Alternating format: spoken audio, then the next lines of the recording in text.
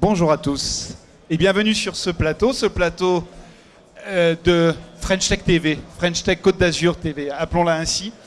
Un plateau qui va nous permettre de parler bien évidemment de la French Tech Côte d'Azur dans ses différentes composantes. Un plateau qui se scindera en deux sessions. Une première session autour de l'une des grandes spécialités de la French Tech Côte d'Azur, le sport, en particulier le sport connecté. Une seconde session sur l'un des autres grands pans de l'activité des entreprises de la French Tech Côte d'Azur, le tourisme. La French Tech, qui, vous le savez, est cet élan collectif d'entrepreneurs, d'institutions, de tous ceux qui concourent à la vitalité de l'écosystème numérique azuréen, afin que celui-ci fasse savoir ses qualités, fasse savoir son savoir-faire, justement, à l'échelle nationale, à l'échelle internationale. Le sport dans les Alpes-Maritimes prend une dimension de plus en plus importante, qu'il s'agisse bien évidemment d'acteurs traditionnels, les clubs, les fédérations, mais également toute une galaxie de pratiquants libres, pas pratiquants encadrés. Et le sport dans les Alpes-Maritimes, depuis une petite dizaine d'années maintenant, ce sont énormément d'acteurs économiques, d'acteurs du sport connecté, au point où nous sommes capables de poser cette question. Nice et la Côte d'Azur sont-ils moteurs de la transition numérique dans le sport? Alors pour parler de ce débat et de ce sujet passionnant, nous avons pour l'instant trois invités de grand renom que je vais vous présenter et qui seront rejoints tout à l'heure par une quatrième invitée. Éric Léandri, coprésident de la French Tech Côte d'Azur et vous le savez bien évidemment, président fondateur de Quant. Lancé en 2013 avec une présidence qui est la vôtre depuis 2016. Laurent Oreggia, qui est journaliste de formation et qui était rédacteur en chef chez Avasport et aujourd'hui directeur des médias de l'OGC Nice, un club dont la transition numérique est aujourd'hui parfaitement réalisée. Cela fera partie bien évidemment des thèmes que nous désignerons. Enfin, Cédric Messina, le deuxième coprésident de la French Tech Côte d'Azur avec Éric Léandri. Cédric Messina, diplômé de master du management du sport, multi-entrepreneur qui a créé le média ActuFoot en 2000, qui compte aujourd'hui 600 000 visiteurs. Cédric Messina qui a créé l'agence de communication Comeback et qui a fondé en 2011 la start-up MyCoach, qui est devenue le partenaire de 5 fédérations olympiques. Alors ce que je vous propose dans un premier temps, c'est que chacun puisse présenter son activité, notamment liée au sport.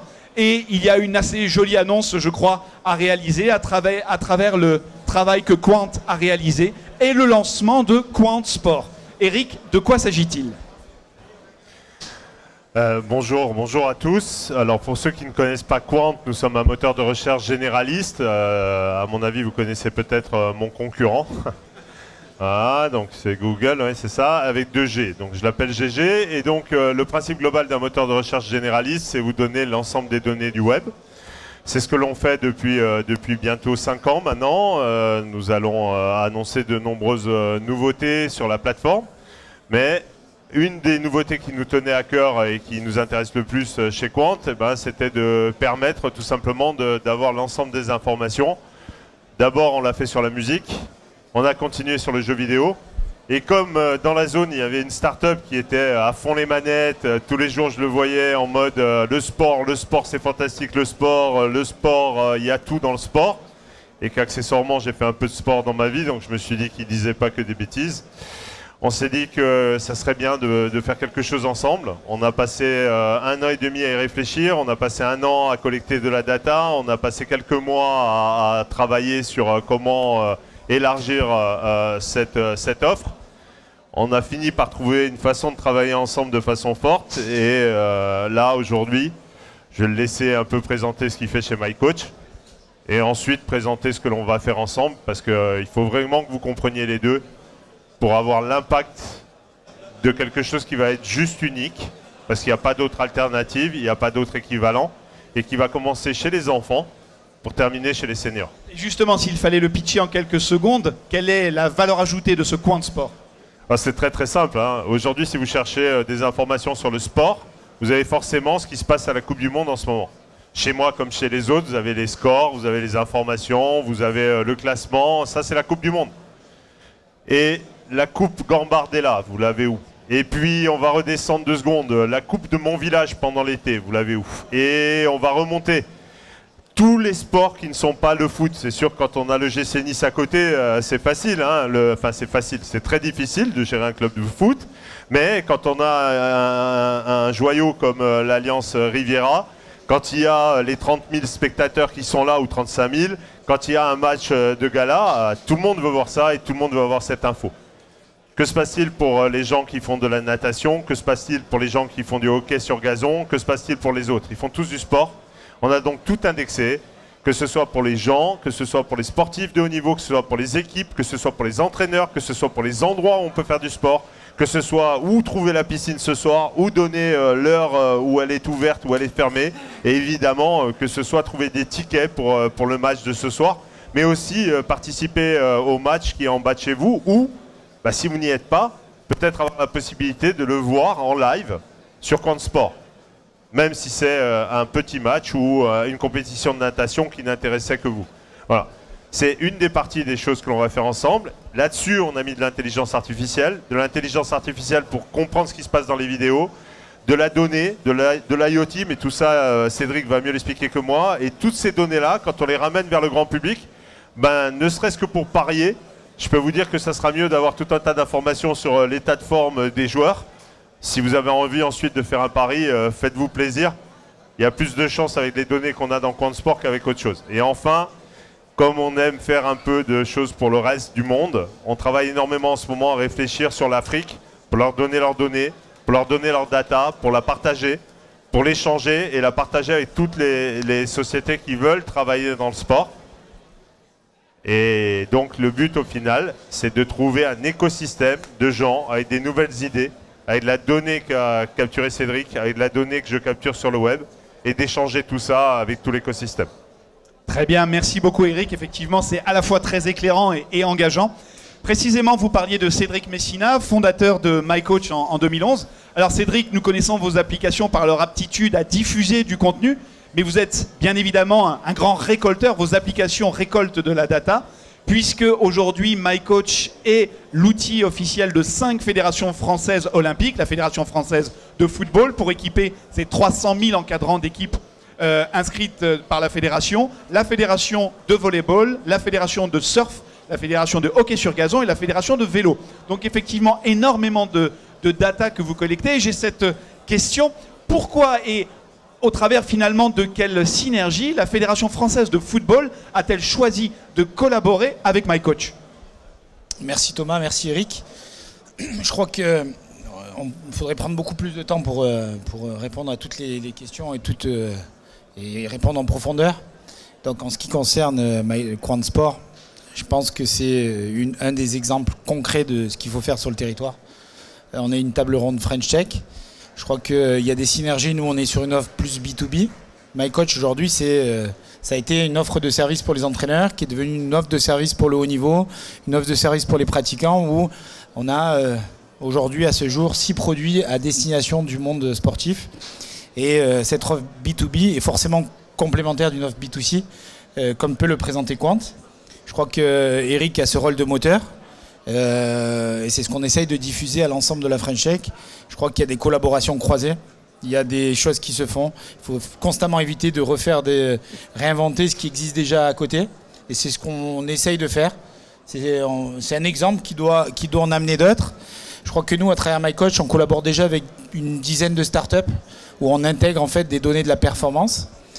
Donc c'est dans la continuité de ce qu'on veut faire. Il y a d'innombrables synergies. Je vous donne quelques exemples, parce que c'est souvent avec des exemples concrets qu'on arrive à se donner une impression. On est sur un appel d'offres, par exemple, du surf qu'on a gagné. MyCoach va s'occuper en fait de l'offre pour les surfeurs. Tout ce qui concerne le contenu, les spots qui sont disponibles, la météo, etc. Toutes ces données vont aller chez Quant, et tout ça, il y aura des synergies à mettre en place autour de l'e-commerce, autour de la visibilité, autour de la vidéo, etc. etc. Donc on n'est qu'au début de ce qu'on peut faire, mais au-delà des synergies économiques du modèle, je crois que c'est surtout, on a attendu d'être matures tous les deux. Je crois que souvent les startups veulent faire des choses, Il ne faut pas précipiter celle-ci, c'est ce qu'on a essayé de faire. Il faut déjà faire la preuve de concept. Et aujourd'hui, où on arrive à avoir la maturité au niveau du sport, on va pouvoir arriver à faire quelque chose et entraîner d'autres startups dans notre sillon.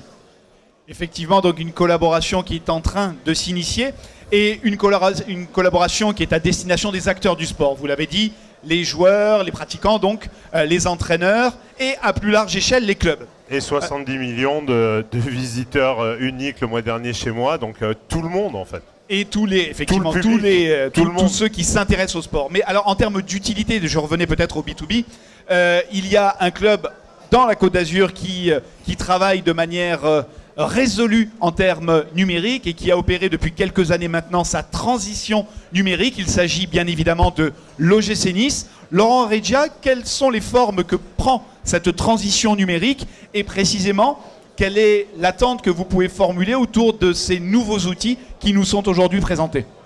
La transition numérique pour un club de football, elle se fait à plein de niveaux. Elle se fait sur de l'interne et sur de l'externe. Le numérique, c'est un outil de performance déjà. Donc on peut déjà partir de l'interne et comment le numérique, la data, ça peut permettre à l'équipe, aux équipes même, d'être plus performantes. Voilà, donc c'est le cas pour les pros. Et c'est ce qu'on fait avec MyCoach. C'est le cas aussi pour les équipes de jeunes, où on peut analyser à la fois leurs entraînements, leurs matchs, remonter toutes ces données. Et toutes ces données, quand on y rajoute de l'intelligence et de l'expérience, derrière, ça permet d'être plus performant. Donc ça, c'est une des formes de transformation. Après, il y a une transformation assez naturelle pour toute entreprise. Pareil, gain de productivité. Aujourd'hui, au moment où on est en train de se parler, justement, il y a une réunion qui est en train de se faire au club sur trouver des nouveaux outils collaboratifs entre salariés, entre services, pour justement être plus performants. Et le digital permet ce genre de choses. Et puis après, il y a l'externe. Il y a tous les services qu'on peut offrir à des supporters, notamment, ou à nos clients, à nos partenaires. Voilà, c'est le public qui s'intéresse à l'OGC Nice. Il y a le public dans les tribunes, mais il y a un public de partenaires, etc. Il y a beaucoup de choses qui viennent graviter autour du club. Et là aussi, le numérique est un vrai atout. Et nous, on a pris le parti de s'appuyer sur le vivier local. Voilà. On a la chance d'être dans un écosystème riche, compétent, innovant, dynamique, et donc nous on s'appuie sur la force de notre territoire, et c'est pas de la flûte, pour être clair. Aujourd'hui, le moteur de recherche qu'il y a sur ogcnice.com, c'est pas Google, c'est Quant. La boutique en ligne de l'OGC Nice, c'est WheezyShop, qui est un acteur niçois. Quand on teste le transport sur mesure pour nos supporters, le covoiturage, on le fait avec Weaver. Quand on fait de la campagne en ligne, du géotargeting, etc., on le fait avec Full Performance. Quand, je vous le disais, quand on travaille sur la performance sportive, on le fait avec MyCoach. Voilà. Tout ça, c'est une démarche, mais c'est du concret. Et c'est une démarche qui était anticipée, de véritable responsabilité sociale et environnementale du club. On peut l'inclure dans ce type de dispositif? Ouais, bien sûr. Enfin, c'est philosophique, en fait. L'OGC Nice, c'est un acteur de son territoire. Voilà. Et il a un rôle social, il a un rôle dans l'entrepreneuriat, comme on vient de l'évoquer, mais il a aussi un rôle social avec beaucoup d'opérations citoyennes qui sont menées au quotidien sur des axes, sur l'enfant, sur la proximité. Il y a beaucoup de choses qui sont faites, qui ne sont pas du tout de mon domaine d'activité, mais là, au sens du club. Donc c'est une démarche collective. Et c'est vrai que nous, ce qui nous plaît, on est dans le sport. Et le sport, c'est une démarche collective. Et donc là, ça nous plaît justement de nous associer, d'associer des forces pour être encore plus forts ensemble. Et il apparaît que vous mobilisez, vous le dites parfaitement, des entreprises de ce territoire, des entreprises qui font toute partie de la French Tech. Et la French Tech, dès le départ, a été particulièrement proche de l'OGC Nice, mais par la French Tech elle-même. D'ailleurs, vous avez même pris avec l'association Nice Startup un encart sur le maillot de l'OGC Nice. Comment ça se vit tout ceci au sein de vos entreprises? Déjà, c'est pas une évidence. C'est que je crois que c'est pas parce qu'on fait du local qu'il faut forcément faire du social. Et c'est ce qu'on a vu avec Eric. Je crois qu'il y a un besoin de maturité. Je crois que c'est le moteur, la locomotive, c'est important, mais il faut derrière que l'écosystème suive et que se montre à la hauteur des besoins. Si vous êtes un leader national, au moment où nous on était en discussion avec la Fédération française de football, il y a eu un appel d'offres. Ils se sont tout de suite tournés sur le club local pour savoir s'il y avait de l'usage, si on était à la hauteur des engagements. C'était le cas, et ainsi de suite. Et quand on m'a posé la question, une des raisons pour laquelle on tient absolument à équiper la Fédération française de football, c'était tout simplement de dire que avant d'être un acteur international, il fallait forcément qu'on valide notre modèle en France. Et tout ça, je crois que le numérique est assez normé, contrairement à ce qu'on peut penser. Et il y a des steps où vous devez être à la hauteur de ce que vous dites, à la hauteur de l'usage, et vous avancez. Et je crois que si on n'a pas de preuve de concept en local, je crois qu'Eric ne va pas me contredire, si on n'a pas de preuve de concept, forcément c'est compliqué d'aller beaucoup plus loin. Et l'engagement d'un club pilote comme ça peut largement donner les moyens à chacun de s'exprimer. Donc c'est utiliser aussi la caisse de résonance que peut être l'OGC Nice. Ah mais ça, forcément. Et d'un autre côté, c'est pas seulement, il l'a dit, mais il l'a très bien dit il y a une seconde. C'est pas qu'un problème de caisse de résonance, c'est aussi un problème de valeur et de ce qu'ils ont envie de montrer. Et ils sont là, ils sont dans l'écosystème. Et quand ils choisissent des boîtes de l'écosystème, alors premièrement, malgré qu'ils nous aiment tous beaucoup, je pense que si MyCoach était vraiment nul pour l'entraîneur, à un moment, il est bien obligé quelque part d'avoir des résultats sportifs. Donc, bon, voilà, ça finirait par être un problème. Donc, pour revenir à ce que dit Cédric, il faut quand même que les produits soient bons. Mais quand les produits sont bons, quand on veut travailler ensemble et que l'on peut travailler ensemble, la vraie question que devrait se poser le reste de l'écosystème, c'est pourquoi ça ne devrait pas faire école? Parce que ça, c'est une vraie école avec des résultats qui sont concrets pour tout le monde. Et en plus, aujourd'hui, on pense tous à une chose, qu'est-ce que nous, on peut rapporter à l'OGC Nice aussi. Donc on pense tous à se dire, peut-être qu'on peut aider à remplir plus le stade le jour où il y aura moins de monde, peut-être qu'on peut essayer de pousser certaines technologies pour montrer à encore plus de gens ce que fait l'OGC Nice à l'intérieur de ces structures. Peut-être qu'on va pouvoir mettre en place avec Quant Sport pour des millions et des millions de personnes qui ne viennent pas ici ce que montre l'OGC Nice et l'envie de l'apporter, peut-être. Donc en fait, c'est gagnant-gagnant à la fin de l'histoire. Mais c'est gagnant-gagnant parce qu'à un moment, on a fait des produits, on les a rendus internationaux, on les a rendus nationaux, et il y a des gens, des acteurs réels, physiques, clairs, bien identifiés, qui ont dit « Allez, chiche, je ne vais pas aller chez SAP pour prendre le concurrent de Cédric. Je vais le prendre en bas de chez moi, et en plus, ça tombe bien, il a signé à la Fédération française de foot, donc je n'ai pas fait non plus n'importe quoi. » Mais ça, je pense que ça vaut pour tout un tas de startups ici au niveau local. Et ça vaut pour énormément de possibilités en local et internationalement. Comme le dit Cédric, juste parce qu'on a un scale-up, ça y est. Et il n'y a pas que nous trois. Hein. J'en connais plein d'autres là. J'allais y venir. Et dans tous les domaines. Mais justement, dans quelle mesure la French Tech peut être révélatrice de toutes ces expériences? Alors, des fois, on est parfois négatif sur la vision des choses. Parfois, c'est pas du négativisme, c'est plutôt de procéder à quelques alertes sur ce qui est en train de se passer. La semaine dernière, nous étions, Eric et moi, invités par le comité olympique. Il y avait 400 personnes, tout l'écosystème, tous les présidents de fédé, 2 ministres. Et vous aviez Quant et qui a annoncé Quant Sport, Eric qui était un peu en guest star de la table ronde, et MyCoach qui a été cité une dizaine de fois. Et on s'est regardé, on s'est dit, mais finalement, on assiste à un retour aux franchises. Il va falloir qu'il y ait des startups françaises. Je veux bien qu'on soit le Startup Nation, mais il va falloir qu'on le prouve en chiffre d'affaires, en engagement, en nombre d'emplois derrière. Et quand on s'est regardé tous les deux, on s'est dit, mais finalement, en fait, même si l'écosystème parisien a tendance à nous regarder toujours de travers, mais finalement, c'est nous qui sommes leaders, qu'on le veuille ou non. Parce que nous, on a 5 fédés et 2 mains 10. Et lui, c'est celui qui a fait la plus grosse levée. Et on rigolait tous les deux parce qu'il y avait tout un écosystème qui était en face de nous, qui nous regardait sur scène et qui nous disait « mais nous, on n'a pas été capable de ça ». Mais avant de se rendre compte de ça, c'était mardi dernier, il a fallu grandir des étapes. Et nous, on est les premiers, si vous voulez, à essayer de tirer les autres aussi. Et je crois que c'est cet esprit collectif qu'on doit maintenir. On l'a fait dans le sport, on a réussi à convaincre l'OGC Nice, et il faut le faire dans tous les domaines. Eric ? Juste, et après, il faut qu'on rende la parole à l'OGC Nice, parce que j'aimerais bien l'entendre aussi. On a parlé du sport, on a parlé du grand public, on a parlé des coachs, on a parlé des entraîneurs, on a parlé des acteurs du sport. On n'a pas beaucoup parlé du médical dans le sport. Et moi, je vous donne un truc très drôle. J'étais il y a 2 jours, ou la semaine dernière, au Crédit Agricole pour le lancement de Village by CA, donc pas très loin, sur Sofia. Et à Village by CA, il y avait une start-up Moi, j'ai lancé QuantMed and Surgery. Donc, on fait de l'intelligence artificielle pour le monde sportif ou le monde global dans la médecine, sans données personnelles. Juste pour prouver qu'on pouvait le faire, mais maintenant, c'est devenu un business et même un très bon business. Donc, dans la foulée, je vois ça. Il y a Therapixel qui est là. Ils ont une technologie pour justement passer les images sans avoir à y toucher. Je regarde, je trouve ça génial. Je lui file ma carte, je lui montre ce que je fais. C'est sympa, on parle de tout et de rien. Je ne sais pas si vous le savez, mais ils ont levé 80 millions.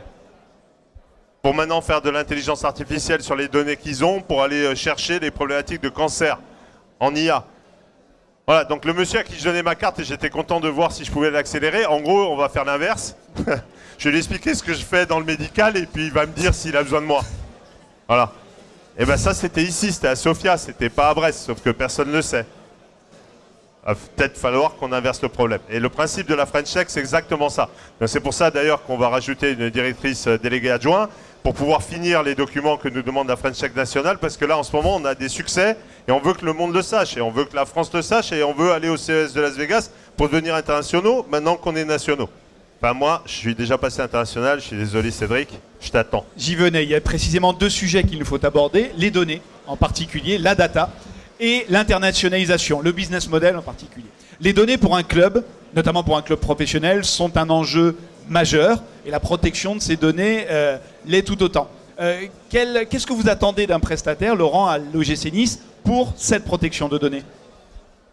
L'enjeu de sécurisation des données, de confidentialité, d'hermétisme, en fait, c'est super important. Pour un club de foot, on est dans un univers tellement concurrentiel, que ce soit effectivement parce qu'on a un adversaire sur le terrain et que toute information qui pourrait sortir et qui donnerait des éléments sur un état de forme d'un de nos joueurs, puisque bon voilà, avec le RPE on peut quand même aller super loin avec les outils de MyCoach, donc oui c'est un des prérequis évidents. Après sur la donnée, il y a encore une fois il y a l'interne, mais il y a aussi l'externe. Un club de foot, un club comme l'OGC Nice qui va bientôt fêter ses 114 bougies, c'est un patrimoine. Et l'information et la data, c'est lié à ce patrimoine-là. Et nous, parmi nos projets, et c'est pour ça que ça fait vachement de sens, un rapprochement avec Quant, avec Quant Sport, c'est justement arriver à cette profondeur dans la donnée pour avoir cette vocation patrimoniale. À la fois donc sur notre équipe première. Voilà, moi j'ai envie que tous les supporters puissent nous interroger via Quant sur le meilleur buteur de l'OGC Nice des années 60. Mais aussi effectivement une profondeur dans la donnée. On parlait des jeunes tout à l'heure. Les jeunes, c'est au cœur du projet du club. La formation à l'OGC Nice, c'est quelque chose d'hyper important et d'hyper performant. Et l'accompagnement en termes de données qu'on peut faire avec les 2 acteurs que j'ai autour de moi, c'est stratégique, tout simplement. D'accord. Justement, alors une question qu'on vous pose tout le temps, mais qui doit revenir ici. Dans quelle mesure et comment le RGPD a pour vous été un levier ? Oui, un levier, enfin ça fait surtout énormément parler, donc ça permet aux gens de s'interroger, c'est top. Après il y a Facebook qui est beaucoup plus fort que le RGPD, il nous fait un Cambridge Analytica et là c'est génial, tout le monde a compris en fait ça sert à quoi la donnée qu'on vous prend. Et puis il y aura d'autres scandales dans les mois qui viennent. Le règlement de protection des données personnelles, c'est ça le RGPD, parce qu'en Europe on adore donner un nom super compliqué à un truc top.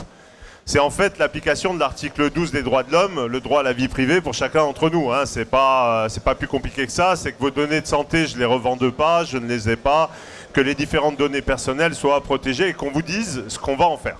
C'est ça l'idée.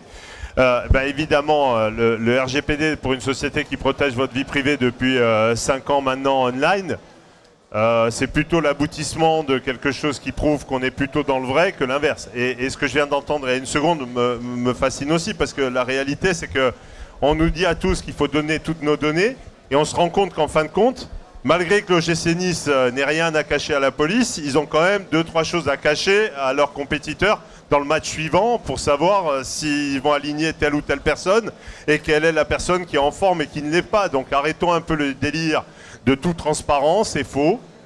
Leurs données leur appartiennent. Le jour où ils veulent les passer en ligne, ils les passent en ligne. Le jour où ils veulent les récupérer, ils les récupèrent dans la foulée. Et c'est ça le principe du RGPD, c'est ça le principe du programme. Ceux qui payent pour créer de la valeur doivent avoir le retour de cette valeur. C'est eux qui la créent. Et si c'est un moteur de recherche qui capte toute la valeur, si c'est un moteur de recherche qui remplace la valeur, alors on s'est trompé de business, on s'est trompé de modèle. Et demain, il n'y en aura plus qu'un ou deux qui domineront l'ensemble. Et c'est pas ça la pluralité, c'est pas ce que l'on veut, c'est ce que personne ne veut. D'ailleurs, ça ne marche jamais. Et en Europe, en tout cas, c'est pas le but. Donc aujourd'hui, moi, ce que j'aimerais, c'est 100 startups qui valent 1 milliard en Europe, plutôt qu'une startup qui vaut 100 milliards, ne serait-ce que la mienne, et je ne crois pas à valoir 100 milliards un jour. Parce que si on a 100 startups qui valent 1 milliard, et si dans notre zone, on en a 2-3 qui sont à ce niveau-là, ben ça veut dire que tout l'écosystème qui est en dessous ruisselle. Vous en avez à ce moment-là 1000 qui valent 500, vous en avez 10 000 qui valent 100, et vous en avez 1 million qui valent 10 ou 20. Par le jeu de toutes ces coopérations, donc. Ben forcément, et de toute façon, vous savez, depuis qu'on se connaît tous, on trouve des façons de travailler ensemble. Des fois, on n'a pas toujours le temps. Des fois, on ne le finit pas, mais on se revoit, et au moment où ça colle, on le fait. Donc résultat, c'est un message personnel pour quelqu'un où ça va finir par le faire, mais ça marche pour d'autres avec qui on le fait déjà. Et donc ça vaut pour moi, il a 10 startups avec qui il travaille déjà, ils ont un écosystème de startups qu'ils ont déjà intégré, donc ça marche, ça marche. Et si on ne se connaissait pas, si on ne se parlait plus entre Sofia, Cannes, Antibes, Grasse, nous, comme c'était le cas avant, on ne saurait pas ce qui se passe à Grasse comme avant. On ne bougerait pas pour aller voir ce qui se passe à Cannes. Et je ne saurais même pas qu'il y a une start-up juste à côté de nous qui a levé 80 millions en s'appelant Therapixel. Donc c'est bon, ça change totalement. Maintenant, essayons de changer tout le monde, le grand groupe, le petit groupe, l'acteur local, l'acteur international qui joue avec nous. J'ai la CCI ici pour finir, et c'est pas parce qu'il est là, mais je le rajoute. Si on n'avait pas ces liens directs CCI, si on n'avait pas un écosystème dont on avait parlé French Tech, si on n'avait pas tout mis ensemble, pourquoi ils perdraient 5 minutes à vouloir discuter avec nous? Ils ont déjà du boulot, ils ont énormément de travail et aujourd'hui ils sont moins financés qu'hier. Donc le but global de tout ça, c'est que ça a un impact pour eux, un impact pour nous. Et je rappelle à tout le monde qu'une start-up c'est aussi une société, que c'est une société avec des employés, que la CCI c'est l'endroit où se trouvent les sociétés et donc c'est là où nous devons être. Et cette interface-là, c'est ce qui fait la force, à mon avis, de notre écosystème. Mais moi, je voudrais applaudir l'OGC Nice. Merci pour eux. Cédric, justement, vous pouvez apporter un témoignage sur à la fois les startups, la CCI, par le rôle que vous y tenez et ce rôle aussi charnière. Bah, c'est nécessaire, c'est surtout que pas de CCI, pas de French Tech. Je crois que le président est là, alors c'est son quart d'heure, c'était pas prévu. Il a suffi qu'il vienne pour avoir quelques louanges. Non, moi je me suis posé la question, comme beaucoup d'entre vous, j'ai eu la chance, je le dis, d'être élu numérique auprès de Jean-Pierre Savarino. La première question était de savoir à quoi servait une CCI, clairement, comme beaucoup peut-être d'entre vous. Ben là, on s'en est rendu compte sur la French Tech. Le président a décidé de nous allouer une ressource, une deuxième, une troisième, de nous donner un coup de main. Et en fait, ça donne un élan général et décisionnel. Pourquoi décisionnel? Parce qu'on se rend souvent pas assez compte que c'est les emplois de demain. C'est surtout ça. On parle de Quant de MyCoach, mais si Eric, qui est corse, qui a son siège social à Nice, n'avait pas un attachement particulier à cet écosystème, il serait déjà depuis un moment parti. Et c'est des renforcements comme ça qui contribuent à s'enraciner sur le territoire, à créer de la valeur. On parle souvent de la Silicon Valley. La Silicon Valley, c'est surtout la mafia PayPal qui incarne la Silicon Valley. Qu'est-ce que la mafia PayPal? C'est ce qui a entraîné LinkedIn, YouTube, etc., Elon Musk.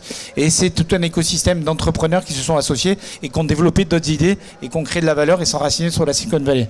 Nous, on a la modestie de pas dire c'est ce qu'on veut faire, mais on veut simplement contribuer, se protéger, s'élever au niveau national, contribuer à créer de la richesse pour les autres.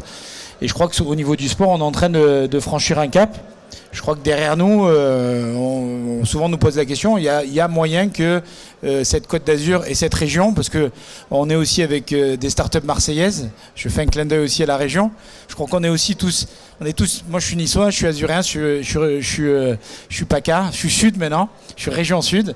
Voilà, je crois qu'il n'y a pas de frontières, il y a des écosystèmes qui s'entraident pour arriver à définitivement avoir un leadership. Je crois qu'aujourd'hui, je suis en mesure de dire qu'on peut avoir le leadership sur le sport connecté et on va tout faire pour y arriver.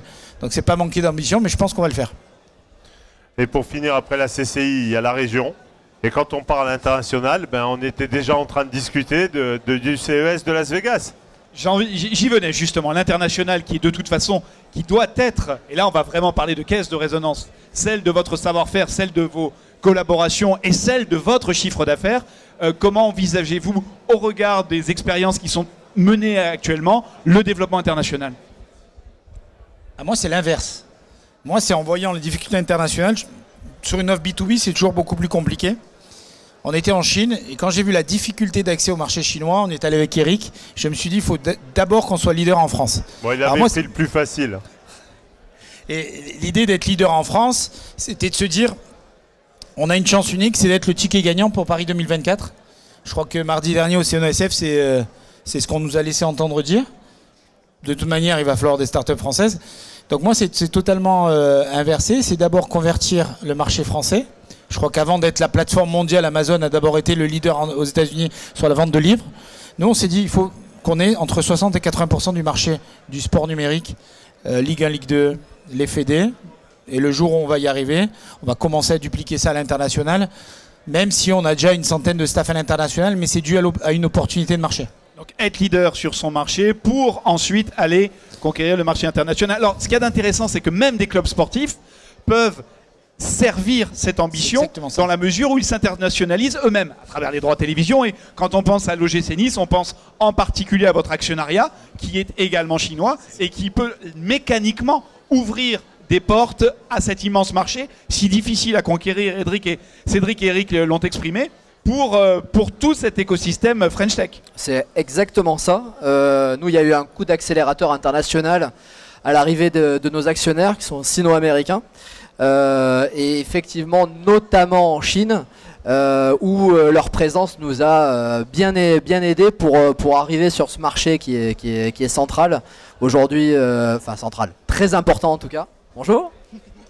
Merci Laurent. En parlant d'international, en parlant d'international, Victoria Rava qui nous fait la joie et l'honneur de nous rejoindre. Bienvenue Victoria. On sait qu'il y avait une énorme tâche avant et notamment à travers du Racing Club de Cannes Volleyball, qui est, vous savez, le club le plus titré de l'histoire du sport collectif en France. Victoria en est, je crois, la principale icône. Et Victoria qui est restée fidèle à ce club en étant désormais manager du club, en ayant comme Zinedine Zidane passé son diplôme au centre d'économie de droit, de droit d'économie du sport de Limoges. Victoria, nous étions en train de parler de toutes ces associations tech entre MyCoach, entre l'OGC Nice, entre Quant qui crée son moteur de recherche Quant, un club comme le Racing qui est ancré dans son territoire, qui est un club européen, mais qui ne dispose pas évidemment des ressources que tous les clubs de football, par exemple, peuvent avoir. Comment vivez-vous la donnée et comment évoluez-vous en termes d'enrichissement de votre connaissance de vos joueuses d'un côté et en même temps de tous ceux qui vous intéressent et votre public? Alors, pour vous dire que, je ne sais pas, j'arrive au plein milieu de discours, c'est du mal à se projeter. Enfin, si j'ai bien compris, on parle de MyCoach ici ou en général? En général, on parle de la donnée, on parle du besoin enfin, pour un club d'enrichir son savoir, sur ses joueurs, d'autres, de l'autre part, sur son public, sur ses clients. Mais je vais, pour faire plus simple, je vais prendre l'exemple de MyCoach où on était plutôt sceptique au départ parce qu'on s'est dit qu'il y a pas mal des entraîneurs, c'est pas évident de travailler, de synchroniser toute cette énergie. Est-ce que ça rajoutera le boulot à nos entraîneurs pour rentrer le data, etc. Et enfin, on s'est rendu compte qu'il n'y a rien de plus simple et c'est un outil exceptionnel qui nous aide au quotidien, qui nous aide à former nos jeunes entraîneurs qui manquent d'expérience, qu'ils arrivent et enfin on leur donne tous les outils, toutes les possibilités, on les facilite de travail. Enfin, il y a un peu de travail au début de saison pour nous, mais tout le reste, en fait, c'est du pain béni parce qu'on retire enfin une facilité, on donne des outils gratuits, enfin, du coup, à tous nos entraîneurs. Et on donne aussi également, on garde une data qui est exceptionnelle pour l'avenir dans les formations de nos jeunes joueuses, mais également pour le suivi des joueuses professionnelles. Enfin, c'est quelque chose que là-dessus, que je peux vous dire qu'on partait plutôt sceptique et en fin de compte, on se rend compte que c'est quelque chose qui est énorme et qui a encore une marge de développement qui est énorme. Alors, on parlait de la façon dont les clubs, en général, s'approprient justement tous les nouveaux outils. On a évoqué en particulier le cas si emblématique de l'OGC Nice qui travaille avec énormément de tech azuréenne, de start-up azuréenne. Et il y a tout un écosystème qui s'est renforcé grâce à ces collaborations.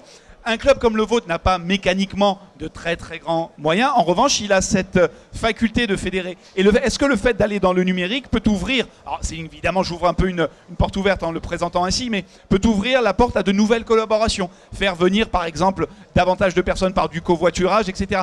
Et en gros, ma question c'est comment faire pour que vous disposiez de toutes les informations de ce qui peut vous être apporté, vous, en qualité de club professionnel. Comment vous vous armez pour ça ? Je pense que là maintenant on vit dans une société de com et de start-up. C'est vrai qu'on suit de tout près, même si nous, par exemple par rapport à une équipe de foot, on est tout petit, mais nous sommes un acteur majeur de notre région, enfin au terme de sport professionnel, mais aussi au terme des projets solidaires et tout le reste. Et c'est vrai qu'on suit de près tout ce qui se passe. Enfin, c'est normal, on vit dans l'actualité. Et c'est vrai que tous ces outils-là, ils nous permettent de chercher les nouveaux partenaires.